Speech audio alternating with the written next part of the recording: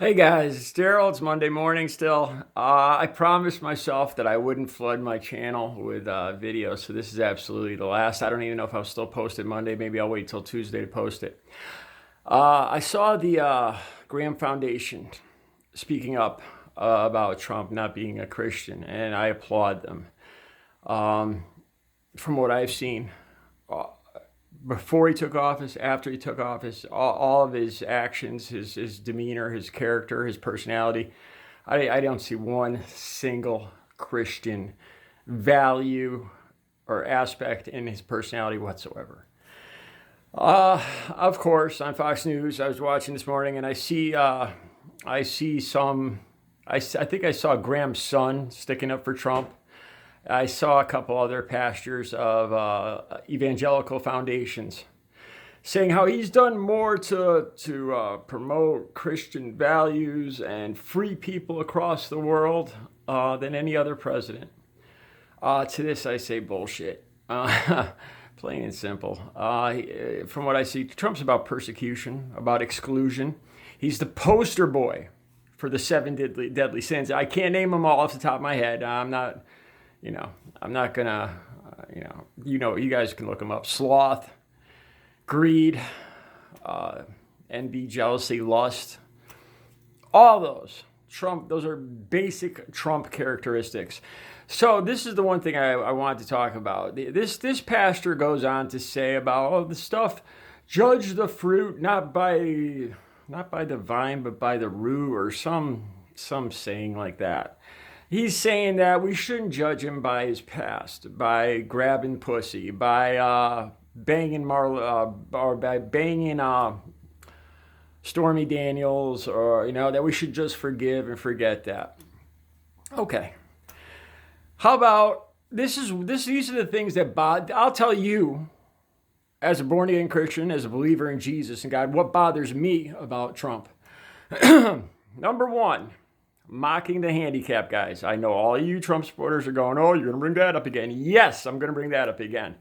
There was a time when I considered him, back in 2014 or 15, when I saw him mock a disabled man in front of an entire auditorium. And not only that, but he encourages the whole auditorium to laugh along with him in the mocking of a person born with birth defects. It disgusted me. Right there, I said, I will never support this man. No, forget about Christian. No good man would do something of that level, period. And then to encourage an entire auditorium to join in, I mean, that's just evil. Okay, second thing. In an interview, and you can find this interview, and I know all you guys have probably seen it, where he talks about being forgiven. Has he ever gone to confession? Does he go to church? And the answer is no to most of those. No, he doesn't feel the need to go to church. He's a busy man. He's a good person. He doesn't do things that he feels he needs to be forgiven for. Okay. Look, I might not be a priest or a pastor, but I know we all sin. We're born sinners.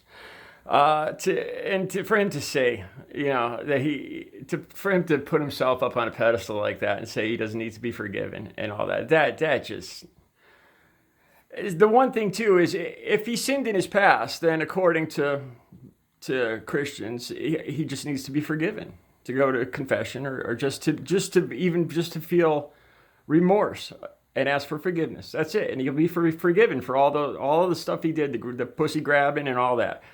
But nope, he doesn't feel he needs to do that. So, if any Christians out there, if he feels no remorse, those sins still carry weight, man. And then his present demeanor. This reverend went on to say, well, what makes him a bad Christian? His tweets? Yeah, that's one thing. His treatment of his fellow man. That's what makes him a bad Christian. Do unto others as you'd have them do unto you. Doesn't matter how badly you're treated. Turn the other cheek.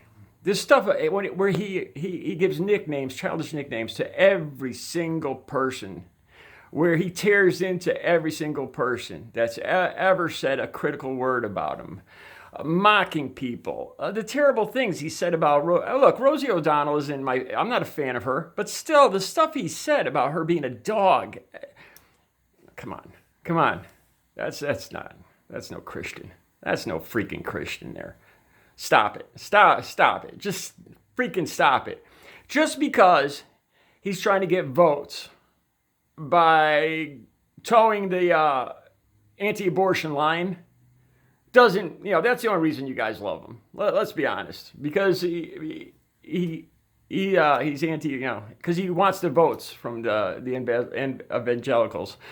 And in that respect, he toes the anti-abortion line. And I think that's what really turns you guys on mostly about him. His behavior, oh my God, so anti-Christian. Locking kids up, separating families. And don't tell me that didn't happen. And don't tell me it's not happening right now. Those kids are never going to be reunited with their parents. That's got to be one of the most heinous, sinful, disgusting, anti-Christian things I've ever seen in my life. And no, Obama did not start it. There were laws on the books about being arrested when you come into the country, being illegal. They were never enforced. When Trump came into office, he insisted that his attorney general lock people up, and then he turns around and blames everything on the past laws on Obama. That's what happened. Obama didn't lock any kids up. Obama didn't separate any families. There were laws about coming into the country, and Trump decided to have his attorney general there, Jeff Sessions, just crush it with to a T. So I could go on and on, but Trump is no Christian. And any of these evangelicals that I see supporting him, I lose any respect for them. Like I said, I went to church last Sunday. I didn't go yesterday, but as a recovering addict, I need a higher power, and I found a lot of comfort and a lot of faith in praying. But Trump is no person that I want to emulate, no person that I would call a Christian by any stretch of the imagination. To me, he's about the opposite. One of the most evil, despicable, deceitful mans I've ever had the displeasure of watching. And that is my last video for Monday. You guys have a good Monday. See you tomorrow.